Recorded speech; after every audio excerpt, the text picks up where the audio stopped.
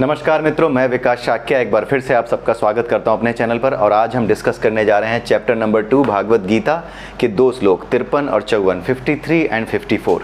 ठीक है, तो आज हम केवल ये दो श्लोक लेंगे। और श्लोक शुरू करने से पहले हर बार की तरह मैं आपको फिर एक बार बताना चाहूँगा कि अगर भागवत गीता आपको ठीक से समझनी है, सही से समझनी है, तो सबसे पहले आपको चैप्टर नंबर 13 और 14 से प्रकृति के 3 गुण, प्रकृति के 24 तत्व, मन, बुद्धि, अहंकार, शरीर के 5 कोश और शरीर के इन 5 कोशों पर प्रकृति के इन 3 गुणों का क्या प्रभाव पड़ता है, ये चीज़ें सबसे पहले आपको जान लेनी चाहिए। परा अपरा, ये दो चीज़ें, ये बेसिक कॉन्सेप्ट्स हैं जो 13th और 14th चैप्टर में भागवत गीता के एक्सप्लेन्ड हैं। अगर आप इन कॉन्सेप्ट्स को ठीक से नहीं समझते तो भागवत गीता के बाकी श्लोकों को समझने में आपको प्रॉब्लम आएगी। कॉन्सेप्चुअली आप क्लियर नहीं हो पाएंगे कि इस चीज़ को समझना कैसे है, ये जो चीज़ कही जा रही है ऐसी क्यों कही जा रही है। ठीक है, तो इसलिए आप चैप्टर नंबर 13 और 14 सबसे पहले पढ़िए। बेसिकली चैप्टर नंबर 13 से 18 सबसे पहले पढ़िए, उसके बाद 7 से 12 और उसके बाद 1 से 6 पढ़िए। अगर आपके ऊपर किसी गुरु का हाथ है तब तो कोई बात ही नहीं है, तब तो आप सीधी भागवत गीता भी समझ सकते हैं बड़े आराम से, क्योंकि आप भक्ति में लीन होंगे, कृष्ण भावना भावित होंगे। लेकिन अगर आप स्वाध्याय के माध्यम से आगे बढ़ते हैं और कहीं पर भी आपको ऐसा महसूस होता है कि भागवत गीता समझते समय जब आप शुरू से पढ़ना शुरू करते हो भागवत गीता को, तो 2-3 चैप्टर के बाद या 4 चैप्टर के बाद आप जो है कंटिन्यूटी नहीं बनाए रख पाते। कंटिन्यूटी ना बनाए रख पाने का केवल एक कारण होता है कि कहीं ना कहीं चीज़ों में या फिर इसकी जो मेटाफरिक लैंग्वेज है शास्त्रों की या भागवत गीता में भी काफ़ी हद तक मेटाफरिक लैंग्वेज मिल जाती है। तो इसकी वजह से क्या होता है कि कहीं ना कहीं एक उलझन सी होती है कि मैं इस बात को समझूं कैसे, और वो उलझन क्या करती है, हमें दूर कर देती है जिस चीज़ को हम पढ़ रहे होते हैं। आपने कॉलेज में भी, स्कूल में भी पढ़ते समय देखा होगा कि जिस सब्जेक्ट में चीज़ें थोड़ी सी परेशान करती हैं या चैलेंजिंग होती हैं, उस सब्जेक्ट को अक्सर लोग जो है किनारे रख देते हैं, उसको कहते हैं ठीक है बाद में पढ़ लेंगे, आराम से समझ लेंगे, लेकिन वो सबसे कमज़ोर सब्जेक्ट हो जाता है फिर हमारा। यही हाल भागवत गीता के साथ बाकी लोगों के साथ हुआ है भागवत गीता के रिस्पेक्ट में।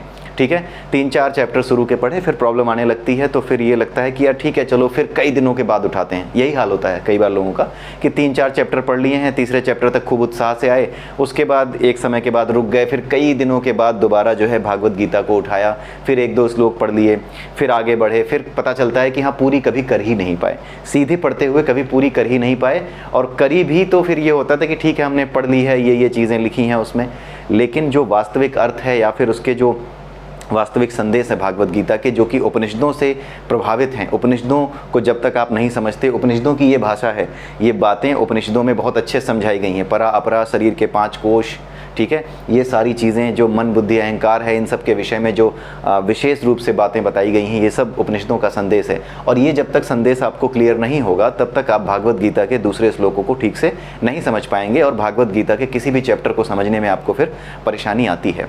इसीलिए चैप्टर नंबर 13 और 14 सबसे पहले पढ़ें। उसके अलावा, ठीक है, उसके अलावा मुंडक उपनिषद, मांडूक्य उपनिषद और एक उपनिषद और है केन उपनिषद, इन 3 उपनिषदों को भी अगर कहीं से किसी ऑनलाइन सोर्स से आपको ये मिल जाते हैं पढ़ने के लिए, तो आप इन्हें ज़रूर पढ़ें।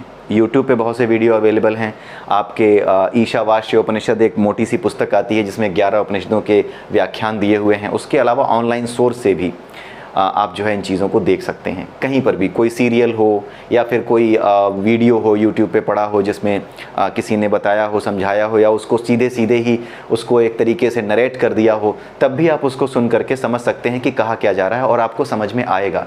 खास करके तब जब आपने 13वें और 14वें चैप्टर को सबसे पहले पढ़ रखा हो। और हमारे चैनल पर 13वें से 18वें तक, 7वें से 12वें तक, और अब पहले चैप्टर से लेकर के 6ठे चैप्टर तक की सीक्वेंस में हमने वीडियोस डाली हैं। अभी हम पहले से 6ठे के सीक्वेंस में चल रहे हैं और दूसरे चैप्टर पे हैं, और इतने वीडियोस पड़े हुए हैं हमारे चैनल पर। अराउंड 276 वीडियोस हो चुके हैं हमारे चैनल पर, और आप उन सबको एक सीक्वेंस में देखना शुरू करिए। और अगर आप सीधे से भी शुरू करना चाहते हैं तो भी 13वें और 14वें चैप्टर को सबसे पहले आप पढ़ लीजिए। आपको निश्चित रूप से आनंद आएगा, और कहीं से भी आपको ये नहीं लगेगा कि बीच से आप चीज़ें पढ़ रहे हो, क्योंकि लॉजिकली डिवाइडेड है।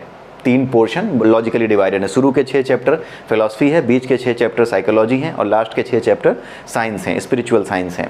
ठीक है, तो ये लॉजिकली डिवाइडेड हैं। तो एक सब्जेक्ट को जब आप चैप्टर नंबर 13 से 18 तक जाते हो तो आप लॉजिकली सीक्वेंस में एक स्पिरिचुअल साइंस की स्टडी कर रहे होते हो, इसलिए चिंता की कोई बात नहीं है। ठीक है, आप 13वें और 14वें चैप्टर को बिल्कुल पढ़िए। सबसे पहले जब आप पढ़ेंगे तो आपको बिल्कुल नहीं लगेगा कि आप बीच में से इसे पढ़ रहे हैं। और मैं फिर कह देता हूँ कि अगर आपके ऊपर गुरु का आशीर्वाद है तो कोई बात ही नहीं है, फिर तो आप शुरू से गीता पढ़ते जाइए, आपको कोई समस्या कहीं नहीं आने वाली, और गुरु के सहयोग से आप उसे समझते जाइए। गुरु आपको समझाता जाएगा, बताता जाएगा गीता के संदेशों को। लेकिन अगर आप स्वाध्याय से चल रहे हैं और कोई समस्या आती है तो ये हमारा अपना अनुभव रहा है हम लोगों का कि अगर इस तरीके से चला जाए भागवत गीता में सीक्वेंस में, पहले साइंस फिर साइकोलॉजी और फिर फिलॉसफी, तो ये काफ़ी हेल्प करती है स्वाध्याय करने वालों को कि वो भागवत गीता को थोड़ा आराम से समझ सकें, आसानी से समझ पाएँ। कारण ये है कि हमारी दुनिया में ज्ञान प्राप्त करने का तरीका ही यही होता है। पहले हम साइंस के कॉन्सेप्ट समझते हैं, उसके बाद हम क्या करते हैं, साइकोलॉजिकल पोर्शन को हम पकड़ते हैं, मतलब हमारी साइकोलॉजी डेवलप होती है साइंस को लेकर के, रीजनिंग कैपेबिलिटी डेवलप होती है। जैसे साइंस में कोई क्वेश्चन पूछता है कि गर्म पानी ठंडा और ठंडा पानी गर्म क्यों होने लगता है, तो हम जानते हैं कि साइंस का कॉन्सेप्ट हमने पढ़ा हुआ है, थर्मोडायनेमिक्स का प्रिंसिपल पढ़ा हुआ है, उसके बेसिस पे हम एक्सप्लेन कर देते हैं।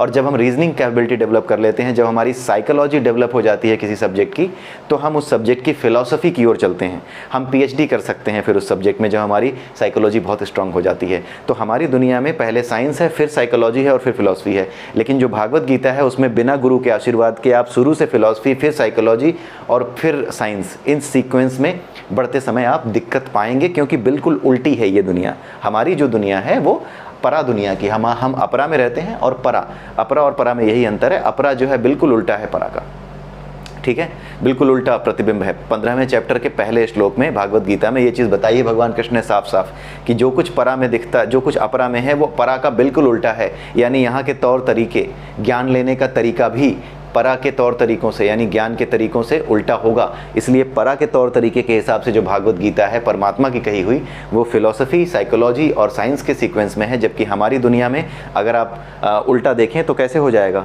एक शीशा रखिए, शीशे के आगे 3 वर्ड्स, तीन किताबें रख दीजिए, पहली किताब पहले पेपर पे आप लिख दीजिए आपका साइंस, दूसरे पहले पेपर पे लिख दीजिए फिलॉसफी, दूसरे पे साइंस और दूसरे पे साइकोलॉजी और तीसरे पे साइंस लिख दीजिए। तो आप जब उसका उल्टा प्रतिबिंब देखेंगे तो कैसा दिखेगा, ठीक वही बात है। तो इसी तरीके से भागवत गीता को हम लोगों ने अपने अनुभव के आधार पर सामने रखने का प्रयास किया। जिस तरीके से हमें ये चीज़ें समझ में आसानी से आ रही थी स्वाध्याय करने पर, उस तरीके से हमने चीज़ों को सामने रखने का प्रयास किया। लेकिन मैं फिर बता दूं आखिरी बात कि बिना गुरु के चाहे आप कैसे भी स्वाध्याय के माध्यम से या किसी भी तरीके से भागवत गीता या किसी भी शास्त्र को पढ़ते हैं, तो आप ये मत समझ लीजिए कि आप इन चीज़ों को पढ़ करके महान हो गए। नहीं, बिना गुरु के आशीर्वाद के सारी ग्रंथियाँ कभी नहीं खुलती। ये तो सिर्फ और सिर्फ आपको तैयार करता है कि आप दीक्षा लेने लायक बनो, गुरु की कृपा आप पर हो, ये उस लायक आपको बनाता है, समर्पित होने लायक आपको बनाता है। ये भागवत गीता करती है कि आपको समर्पित होने लायक, ताकि कोई गुरु आपको दीक्षा दे सके। गुरु आपको खोजता है, आप गुरु को नहीं खोजते, तो गुरु आपको खोज सके, आप इस लायक बन सको कि कोई गुरु आप ग्रहण कर सको, गुरु आपको ग्रहण कर सके, आपको दीक्षा दे सके, उस लायक बनाने का प्रयास है ये स्क्रिप्चर्स, ठीक है। तो ज्ञान की तरफ देखना ही ज्ञान की तरफ बढ़ने का और आत्मा की तरफ बढ़ने का पहला कदम है, ठीक है।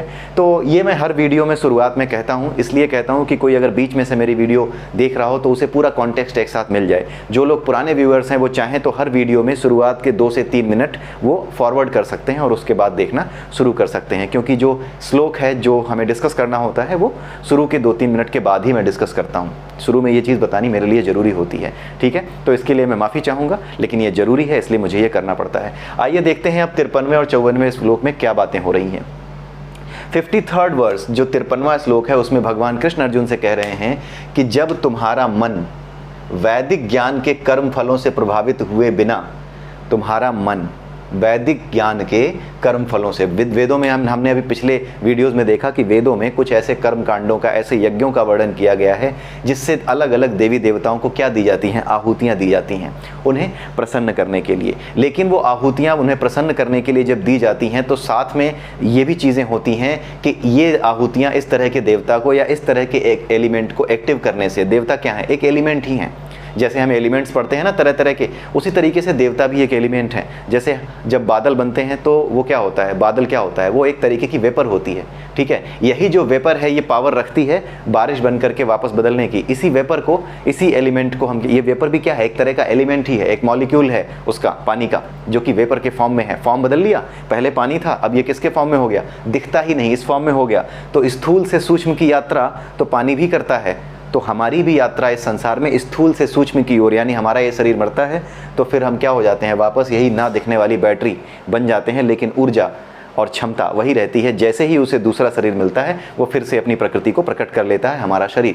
इसी तरीके से ये प्रकृति हमें जन्म देती है, हमें हमारे लिए कर्म फलों को जीने के लिए तरह तरह के जीवन हमें प्रदान करती है, चाहे कुत्ते के रूप में, बिल्ली के रूप में, इंसान के रूप में, ये सारी चीज़ें हैं। तो भगवान कृष्ण यहाँ पर यही समझाने की कोशिश कर रहे हैं कि जब तुम्हारा मंत्र वेदों में लिखे हुए, जब तुम्हारा मन वेदों में लिखे हुए मंत्रों के हिसाब से जो कर्म फल मिलते हैं, जिससे कि लोग प्रभावित हो जाते हैं कि वेद में ये मंत्र लिखे हैं, इससे ये देवता खुश होगा, तो लोग देवता को खुश क्यों करना चाहते हैं? तीन तरह के लोग होते हैं। मेटलिस्टिक लोग होते हैं जिनको रजोगुणी कहा जाता है, दूसरे सतोगुणी होते हैं जो कि ज्ञान प्राप्त करना चाहते हैं, तीसरे कौन होते हैं? जो तमोगुणी होते हैं। जो तमोगुणी होते हैं वो क्या करते हैं? दूसरों का नुकसान करके अपना फ़ायदा करना चाहते हैं। घर में बच्चा नहीं हो रहा, लड़का नहीं हो रहा, तो किसी ने कह दिया कि भाई किसी दूसरे के लड़के का कत्ल कर दो, उसे मार दो, उसकी बलि दे दो, तो तुम्हारे यहाँ क्या होगा? लड़का हो जाएगा। ये तमोगुणी व्यक्ति होता है जो केवल अपनी इच्छाओं के लिए किसी का भी नुकसान करने से पीछे नहीं हटता। दूसरा होता है रजोगुणी। वो देवताओं की पूजा क्यों करता है? अरे वाह, अगर ये देवता खुश हो गया तो बेटे का वीज़ा लग सकता है, माँ की कृपा हो गई तो ये हो जाएगा, घर बन सकता है। ठीक है, तो इस तरह के जो रजोगुणी लोग होते हैं वो क्या करते हैं? वेदों में लिखी हुई इन बातों से प्रभावित होकर के क्या करते हैं? अपने स्वार्थ के लिए काम करने लगते हैं। लेकिन वेदों में लिखी हुई बातें इसके लिए नहीं लिखी गई हैं कि आप अपने लिए जिएं। जब ये संदेश ही सनातन धर्म देता है, वसुधैव कुटुंबकम, पूरा पृथ्वी ही तुम्हारा संसार, पूरा पृथ्वी ही तुम्हारा घर है, पूरा संसार ही तुम्हारा घर है, ये पूरी धरा ही तुम्हारा घर है, तो इस घर में हर एक का ख्याल रखना आपका कर्तव्य हो जाता है या नहीं? मैं घर में छोटा भाई हूँ या बड़ा भाई हूँ, लेकिन मुझे ये ध्यान रखना पड़ता है ना कि मैं जो कर रहा हूँ उससे मेरे घर पे क्या असर पड़ेगा, होता है ना यही। तो वसुधैव कुटुंबकम का संदेश एक तरफ है और दूसरी तरफ आप सिर्फ अपने लिए सोचने लगते हो। क्या ये विरोधाभास इतने महान धर्म में, सनातन धर्म में, जो कि वास्तव में कोई धर्म नहीं बल्कि वास्तव में एक रियल जो सत्य जिसको कहते हैं, सत्य सनातन जिसको कहते हैं, वो धर्म है, मानव धर्म ही सनातन धर्म है जो पूरी की पूरी प्रकृति की व्याख्या करता है। तो आपको लगता है कि ये दो विरोधाभासी बातें हो सकती हैं? नहीं है। बात यह है कि हमारी समझ में फ़र्क है। इसीलिए भगवान कृष्ण ने दूसरे श्लोक में इतने डिटेल में ये चीज़ें समझाई, दूसरे चैप्टर में इतने डिटेल में अलग अलग श्लोकों में ये समझाई हैं बातें कि आप जो है वेदों की जो भाषा है जिसमें ये कहा गया है कि ये देवता इससे खुश होता है, वो देवता उससे खुश होता है। कुछ लोग सतोगुणी होते हैं जिन्हें ज्ञान प्राप्त करना होता है, जिन्हें ज्ञान प्राप्त करना होता है वो चाहते हैं कि उनकी बुद्धि तेज हो। तो जिस चीज़ को हम बुद्धि कहते हैं, इंटेलेक्ट कहते हैं, उसे ही वैदिक भाषा में, अलंकारिक भाषा में माँ सरस्वती कहा जाता है। ठीक है, तो वो जो अलंकारिक भाषा माँ सरस्वती की होती है, कोई व्यक्ति अपने लिए ज्ञान क्यों प्राप्त करना चाहता है? कुछ व्यक्ति ऐसे होते हैं जो सतोगुण और रजोगुण का मिक्सचर होते हैं, तो वो क्या कहते हैं कि पहले मुझे माँ सरस्वती की कृपा चाहिए, बुद्धि तेज करनी है, उसके लिए प्रैक्टिस करते हैं। ठीक है, प्रैक्टिस करने के बाद वो क्या करते हैं? लगातार ज्ञान प्राप्त करते हैं। लगातार ज्ञान प्राप्त करने के बाद जब वो ज्ञान प्राप्त करके इस लायक हो जाते हैं कि वो अपने जीवन के लिए कुछ कर सकें, तो वो क्या करते हैं? वो सतोगुणी से रजोगुणी बन जाते हैं। फिर वो क्या करते हैं? अच्छा वीज़ा मिल जाए, अच्छा घर मिल जाए, बड़ी गाड़ी मिल जाए, सुंदर स्त्री मिल जाए, तो फिर वो उस हिसाब से अलग अलग देवी देवताओं की पूजा शुरू कर देते हैं। लेकिन ये देवी देवताओं की पूजा और ये यज्ञ हवन, ये जो वेदों में बताए गए हैं, ये इसलिए नहीं बताए गए हैं कि आप अपने बारे में सोचो, ये इसलिए बताए गए हैं कि आप संसार के विषय में सोचो, क्योंकि सनातन धर्म का संदेश ही यही है, वसुधैव कुटुंबकम। इसलिए बताए गए हैं कि अपने बारे में सोचते समय दूसरों के बारे में सोचो। स्वार्थी बनना है तो थोड़े बड़े स्वार्थी बनो। स्वार्थी केवल अपने लिए सोचता है, बड़े स्वार्थी बनो, सबके लिए चाहो। ये बेसिकली संदेश लोग नहीं समझ पाते। वेदों की अलंकारमयी भाषा लोगों को क्या करती है? अट्रैक्ट कर लेती है कि ये करेंगे तो मुझे फ़ायदा होगा। इससे होता ये है कि लोग अपने फ़ायदे के लिए काम करना शुरू करते हैं, अपने फ़ायदे के लिए धर्म को विकृत कर देते हैं वेदों की अलंकारमयी भाषा से। लेकिन जब सही गुरु का आश्रय मिलता है, जब सही गुरु मिलता है, आपने देखा होगा कि एक समय ऐसा था, आज की डेट में लोग कहते हैं वेदों में ये लिखा है, वो लिखा है, लोग ऐसी प्रैक्टिस करते हैं, वैसी प्रैक्टिस करते हैं। क्यों करते हैं गलत प्रैक्टिस?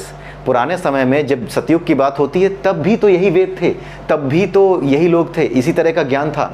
तब उस समय क्यों नहीं होता था? क्यों? क्योंकि उस समय गुरु होते थे, उस समय जो ऋषि होते थे, मुनि होते थे, उनकी तरफ लोग आकर्षित होते थे, ज्ञान की तरफ आकर्षित होते थे। फिर वो गुरु आपको सही रास्ता बताते थे, सही अर्थ बताते थे कि ये जो वेदों में भाषा लिखी हुई है, वेदों में जो बातें लिखी हुई हैं, वो इसलिए नहीं है कि आप सिर्फ अपने स्वार्थ के विषय में सोचो। संदेश है वसुधैव कुटुंबकम, सबके बारे में सोचो। यानी जब भी आप माँ सरस्वती की पूजा करो, प्रार्थना करो, तो इस उद्देश्य से मत करो, उस एलिमेंट को जिसे इंटेलेक्ट कहते हैं, इसलिए उसको एक्टिव करने की कोशिश मत करो कि तुम्हें कुछ चाहिए, बल्कि इसलिए एक्टिवेट करो, इस चीज़ की प्रार्थना करो कि संपूर्ण संसार इंटेलेक्ट हो, संपूर्ण संसार में इंटेलेक्चुअल्स हों, पूरी दुनिया में बुद्धि हो। ऐसी बुद्धि जो परमात्मा की ओर ले जाए। पूरी दुनिया में ऐसी बुद्धि हो। जब आप यज्ञ करते हैं, हवन करते हैं, किसी ऐसी देवी की आराधना करते हैं जो युद्ध में विजय दिलाती है, तो वो इसलिए नहीं कि आपको आपके स्वार्थों में विजय मिल जाए। भाई मेरी नीयत खराब है, मुझे लगता है कि पड़ोस वाले राज्य में जो रानी है बड़ी सुंदर है, उसके राजा को मार करके उसकी रानी को जीत लेंगे। आ गई सनक, आ गई बस। तो बस सनक आ गई, तो मैंने क्या किया कि भाई यज्ञ करना शुरू किए, ये मंत्र पढ़ना शुरू किए कि मुझे जीत मिल जाए। तो इस तरह के यज्ञ मंत्र ये रजोगुणी लोगों के स्वभाव के लिए होते हैं। जबकि वास्तविक संदेश क्या है? वसुधैव कुटुंबकम, यानी विजय किस पे प्राप्त करनी है? अंधकार पे प्राप्त करनी है। हम किसी युद्ध को करने जा रहे हैं तो उसी युद्ध को करें जो धर्म के विरुद्ध काम करते हैं। जब उनके विरुद्ध युद्ध करना हो तभी हम युद्ध छेड़ें और तभी इन एलिमेंट्स को एक्टिव करें और इनका आशीर्वाद लें या इनसे हेल्प लें, राइट? कि मुझे ये चीज़ें चाहिए, मुझे इस चीज़ में अब मैं युद्ध करने जा रहा हूँ, धर्म अधर्म के विरुद्ध युद्ध करने जा रहा हूँ। अब जो कि संसार संकट में है, उस संसार को संकट से बचाने के लिए जिस अधर्म ने संसार को घेर रखा है, उस अधर्म को नष्ट करने के लिए मैं युद्ध करने जा रहा हूँ। यानी अपना जो स्वार्थ है उसे बड़ा करते ही स्वार्थ नष्ट हो जाता है। इतना बड़ा कर लो अपने स्वार्थ को कि उसमें सब समा जाएं, उसमें सबके लिए विजय, उसमें सबके लिए जीत हो। तब क्या होता है? स्वार्थ अपने आप समाप्त हो जाता है। ठीक है, दूसरे तरीके से सोचने का तरीका है, यानी सबके बारे में सोचो। इसीलिए वसुधैव कुटुंबकम की बात की गई है। तो अगर आप रजोगुणी हो और आप कोई युद्ध जीतना चाहते हो तो वो युद्ध हमेशा पहले तो सही होना चाहिए, वो अधर्म के विरुद्ध होना चाहिए। अपनी वासनाओं के लिए जो युद्ध किया जाए वो धर्म युद्ध नहीं, वो अधर्म के कारण किया गया झगड़ा होता है और उसका फल आपके हाथों में नहीं है। जीतना हारना केवल नियति पर निर्भर करेगा। लेकिन जब आप धर्म को ध्यान में रख करके कि ये जो कुछ हो रहा है संसार में ये अधर्म है और इसके विरुद्ध लड़ना मेरा कर्तव्य है, जब आप इस तरीके से युद्ध करते हो तो मृत्यु हो जाए चाहे कुछ भी हो जाए, लेकिन धर्म की हार नहीं होगी, धर्म जीतेगा। आपका जीना मरना कोई मतलब नहीं रखता। आपकी मृत्यु, जो लड़ाके हैं, जो योद्धा हैं, जैसे अर्जुन है, वो योद्धा है, उसका काम है कि वो लड़े धर्म युद्ध में। बहुत से योद्धा मारे भी जाएंगे, उसका पूरा खानदान खत्म हो जाता है महाभारत के युद्ध में, लेकिन धर्म की हार होती है? नहीं, धर्म की जीत होती है। तो ये जितने भी संदेश हैं, जितने भी देवी देवता एक्टिव करने के लिए कहे गए हैं, बताए गए हैं कि इस मंत्र से ये देवी देवता एक्टिव होगा, वो इसलिए नहीं बताए गए हैं कि आप अपने स्वार्थ के लिए करने लगो। वो बता दिया गया है कि ऐसा करने पे ये एलिमेंट एक्टिव हो जाएगा, ये मंत्र पढ़ने से ये एलिमेंट एक्टिव हो जाएगा। मंत्र किस तरीके से एलिमेंट एक्टिव होते हैं, करते हैं, ये एक अलग साइंस है। उस चीज़ को समझने के लिए अलग वीडियोस चाहिए, इन वीडियोस में कवर नहीं किया जा सकता। मौका मिलेगा तो कभी ना कभी हम उन चीज़ों पर भी डिस्कस करेंगे, ठीक है? लेकिन अभी भागवत गीता ही मेन है हमारे लिए, जिसमें हम डिस्कशन चालू रखना चाहते हैं, ठीक है? तो अब जो बात समझ में आ गई होगी आपको कि वो ये है कि चाहे आप किसी भी वेद में किसी भी मंत्र को पढ़ें या किसी भी श्लोक को पढ़ें, वहाँ पे जितनी भी विधियाँ दी गई हैं, वो विधियाँ जब भी आप इस्तेमाल करें तो इसलिए इस्तेमाल ना करें कि आपको अपने लिए कुछ चाहिए। आप तब अपने लिए कुछ चाहिए जब आप अपने कर्मों के फल संसार को अर्पित करना चाहते हो, यानी निष्काम भाव से करना चाहते हो। जैसे अगर कहीं कुछ गलत चल रहा है, आपके साथ कुछ गलत हुआ, समाज में कुछ गलत हुआ, आप कहते हो कि ये समाज में जो चीज़ चल रही है गलत है, मुझे क्या करना है? कोई आवाज़ नहीं उठा रहा, लेकिन हमें आवाज़ उठानी है, मुझे आवाज़ उठानी है, मेरा अधिकार है, एक नागरिक की तरह मेरा कर्तव्य है कि ये जो अधर्म हुआ है इसके विरुद्ध आवाज़ उठाई जाए। तो आप जब वो आवाज़ उठाते हैं, जब आप उस संदेश को लेकर आगे बढ़ना चाहते हैं, उस समय आपको क्या चाहिए होती है? इन एलिमेंट्स को एक्टिव करने की ज़रूरत अगर है तो करिए, नहीं तो केवल और केवल परमात्मा पे जब विश्वास है तो ये एलिमेंट आपकी खुद हेल्प करेंगे, ठीक है? भाई मेरे पापा के पास जो चीज़ें हैं, मेरे पापा के ऑर्डर से जो काम होते हैं और उन ऑर्डर्स को जो फॉलो करता है, जैसे मेरे पापा मेरे चाचा मेरे पापा की इज्जत करते हैं, भाई उनकी बात सुने बिना वो नहीं करते कोई काम। तो मैं अपने चाचा से कहूँ कि चाचा मुझे ये चाहिए, तो चाचा तभी मुझे वो चीज़ देंगे जब उन्हें पता हो कि पापा ने कह रखा है मेरे, या भैया ने कह रखा है उनके कि हाँ ये चीज़ अगर वो मांगता है या कोई भी घर का सदस्य मांगता है दे देना, नहीं तो मत देना, मुझसे पूछे बिना मत देना, राइट? तो मेरे चाचा मुझे वो चीज़ तभी देंगे जब मेरे पापा ने उनको इस चीज़ के लिए ऑथराइज़ किया होगा। ठीक उसी तरीके से जब आप धर्म के रास्ते पर, यानी कि निष्काम कर्म के रास्ते पर चलते हो, निष्काम भाव से कर्म करते हो, तो आप परमात्मा के लिए ही कर्म कर रहे होते हो। जब आप परमात्मा के लिए कर्म कर रहे होते हो तो क्या होता है? आप इस लायक हो कि परमात्मा के लिए कर्म करने लायक आपका शरीर है। तो होता क्या है? जितने भी एलिमेंट्स हैं जिनके बारे में वेदों में लिखा हुआ है, वो सारे एलिमेंट्स अपने आप आपकी हेल्प करते हैं। क्यों? क्योंकि they are aligned with the target. जो कुछ होना है उसके साथ वो अलाइंड हैं, ठीक है? इसी वजह से क्या होता है कि आप जितने भी देवी देवता हैं जो जिस अलंकारिक भाषा में जिनके बारे में वेदों में लिखा गया है, उसको जब भी पढ़ें तो आप ये समझें कि ये सिर्फ आपके लिए नहीं है। जब भी आप इनका इस्तेमाल करें, जब भी आप इन्हें एक्टिवेट करना चाहें तो तभी करें जब आपको ये विश्वास हो कि आप निष्काम भाव से कर्म करने जा रहे हो और इस कर्म के लिए आप अपने लिए कोई फल नहीं चाहते, बल्कि समाज के भले के लिए, धर्म की रक्षा के लिए आप ये कर्म करने जा रहे हो, सभी के भले के लिए ये कर्म करने जा रहे हो, केवल तभी उन एलिमेंट्स को एक्टिव करने के बारे में या फिर वेदों के इन मंत्रों के बारे में आप सोचिए, समझिए, इनके बारे में जानकारी रख सकते हैं। आज की डेट में तो आप सीधी सी चीज़ है, सिंपल सी बात है कि आप परमात्मा पे विश्वास रखिए। वेदों के पढ़ने का समय आपके पास बचा कहाँ है? इतना समय ही नहीं है कि हम वेदों की अलंकारमयी भाषा को पढ़ें। पहले ये काम कौन किया करते थे? जो राज्यों में बड़े बड़े ऋषि मुनि हुआ करते थे वो यही काम करते थे, ये सारी चीज़ें पढ़ के बैठे होते थे। जैसे ही कोई इनके पास आता था राजा की ये समस्या खड़ी हुई है, बताइए क्या करना चाहिए, तो वेदों में दिए गए मंत्रों के अनुसार वो उन्हें समझाते थे कि तुम्हें ये करना भी चाहिए या नहीं करना चाहिए, किस तरह का डिसीजन लेना चाहिए। और वो ऋषि मुनि हमेशा इस तरीके से उन्हें संदेश देते थे कि समाज कल्याण के लिए ही वो कर्म राजा करे, तभी राजा को इस तरह की सलाह दी जाती थी। इसीलिए आपने देखा होगा कि रावण जैसा अधर्मी भी, जिसने सीता का हरण किया था, उसके यहाँ भी ऐसे ऋषि मुनि, और यहाँ तक कि जो महाभारत की लड़ाई में जो वेद व्यास थे वो भी जब दुर्योधन के पिता धृतराष्ट्र के पास जाते थे तो क्या कहते थे? वो उससे सच बोलते थे कि देखो जो तुम युद्ध करने जा रहे हो उसमें तुम्हारी हार निश्चित है, क्योंकि तुम अधर्म की तरफ हो, इसलिए तुम इसमें विजय की कामना ना करो, ठीक है, ये होके रहेगा कि तुम हारोगे, ठीक है। तो उस समय में वो केवल और केवल उसी युद्ध की आज्ञा दिया करते थे जो युद्ध धर्म के पक्ष में हो, जो कार्य धर्म के पक्ष में हो, उसी का आदेश दिया करते थे। ऐसे नहीं कि लाओ जी राजा को अच्छी अच्छी बात कह देंगे तो फिर क्या होगा कि राजा खुश हो जाएगा, मुझे थोड़े उपहार दे देगा, थोड़े बहुत वो मिल जाएंगे, यज्ञ करने के लिए पैसा मिल जाएगा। ये स्वार्थी लोगों ने करना शुरू किया था बाद में, ठीक है। तो ये वो लोग थे जो रावण के समय में आपने देखा होगा कि बहुत से उसके सचिव थे, बहुत से उसके मंत्री, और यहाँ तक कि बहुत से उसके राज्य में जो ढोंगी ऋषि मुनि होते थे, वो यही कहते थे कि आपने इतने लोगों को जीत रखा है, देवी देवताओं को जीत रखा है, तो ये छोटा सा मानव, ये राम जो मानव के रूप में है और ये बंदरों की सेना लेकर आया, आपका क्या बिगाड़ लेगा।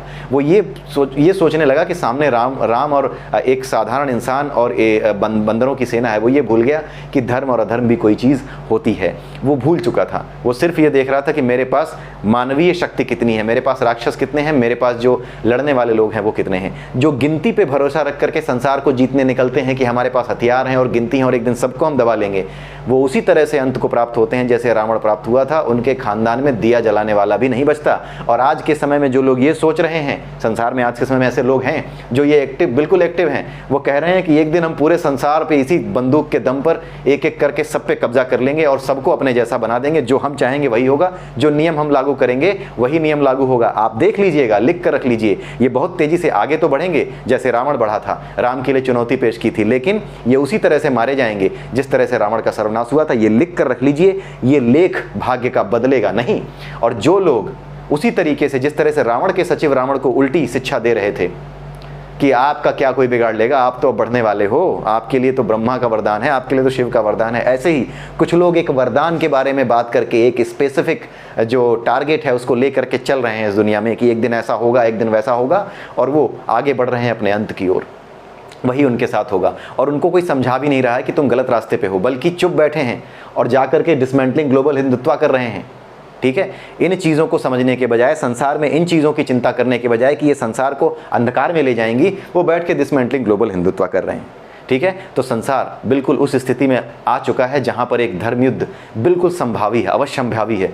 हो सकता है कि ये समस्या अगर हल नहीं हुई जो इस समय संसार की स्थिति है, तो भगवान न करे, लेकिन ऐसा युद्ध, एक भीषण विभीषिका हमें देखने को मिल सकती है संसार में, ठीक है। आइए 54वें श्लोक की तरफ चलते हैं, लेकिन 53वें को पूरा कर लेते हैं। भगवान कृष्ण ने उससे कहा कि तुम्हारा मन जब वैदिक ज्ञान के कर्म फलों से प्रभावित हुए बिना आत्म साक्षात्कार की समाधि में स्थित हो जाएगा, तब तुम्हें दिव्य चेतना प्राप्त हो जाएगी। आत्म साक्षात्कार में कैसे आ जाओगे?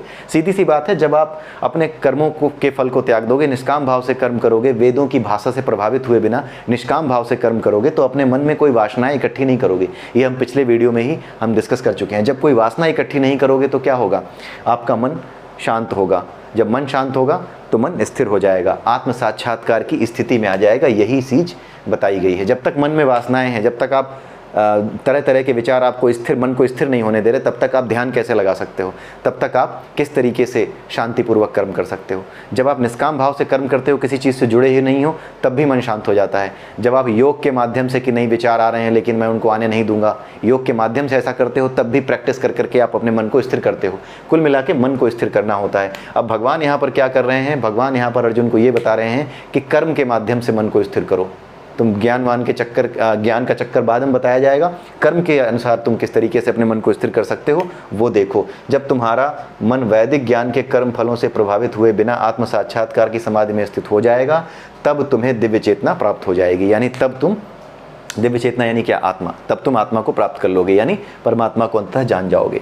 54वें श्लोक में अर्जुन ये पूछता है, बहुत छोटा सा श्लोक है। अर्जुन कहता है, यहाँ पे कृष्ण से अर्जुन पूछ रहा है केवल कि हे भगवान कृष्ण, हे कृष्ण। यहाँ पे कृष्ण कहा उसने, क्यों कहा? क्योंकि इस दुनिया में भगवान कृष्ण एक शरीर लेकर के आए थे। अब कोई व्यक्ति शरीर लेकर के आता है तो अलग अलग तरह के शरीरों में जिस तरह के स्वभाव का व्यक्ति होता है उसका वैसा ही व्यवहार होता है। कोई व्यक्ति अगर ऐसा हो जो मन से विचलित हो या पागल हो तो उसके व्यवहार देख कर ही, उसकी बेचैनी देख कर ही, उसके चलने बैठने उठने और बोलने के तरीके से ही आप जान जाओगे कि ये क्या है, ये विक्षिप्त है, ये पागल है। तो जो शरीर भगवान कृष्ण लेकर के आए हैं, अब वो शरीर के परिप्रेक्ष्य में जानना चाहता है। इसलिए इस शरीर को, यानी भगवान के शरीर को जिस नाम से जाना जाता है उसी नाम से अर्जुन संबोधित करता है कि हे कृष्ण, आप मुझे ये बताइए कि जो व्यक्ति आत्म साक्षात्कार की समाधि में स्थित हो जाता है, इस व्यक्ति के लक्षण क्या हैं, वो कैसे बोलता है, उसकी भाषा क्या है? क्योंकि बोले बिना मूर्ख और समझदार की पहचान नहीं होती। बोली सबसे महत्वपूर्ण है, शब्द सबसे महत्वपूर्ण है। तो अर्जुन यही जानना चाह रहा है कि ये व्यक्ति बोलता कैसे है, ये क्या बोलता है, बैठता कैसे है और चलता कैसे है। यानी वो ये जानना चाह रहा है कि जो व्यक्ति आत्म साक्षात्कार में स्थित हो जाए उसको कैसे पहचाने। पागल को तो हम पहचान जाते हैं, जो व्यक्ति राजसी है उसको हम पहचान जाते हैं, जो रजोगुड़ी है वो बड़े बड़े सोने के कुंडल पहने होगा, वो जो है बड़े ही महीन कपड़े पहने होगा, बड़े ही महंगे कपड़े पहन करके बैठा होगा, ठीक है। जो भिखारी है, जिसके पास कम है, जो परेशान है, वो बेचैन सा बैठा होगा, उसके चेहरे से उदासी झलक रही होगी। लेकिन ये व्यक्ति कैसा दिखता है? जो आध्यात्म में लीन है। तो यही प्रश्न अर्जुन पूछ रहा है। अब इन्हीं प्रश्नों के उत्तर भगवान कृष्ण अर्जुन को अगले श्लोकों में देंगे। तो अगले श्लोक के लिए अगले वीडियो में हम फिर मिलेंगे। तब तक के लिए जय श्री राधे, जय श्री कृष्ण।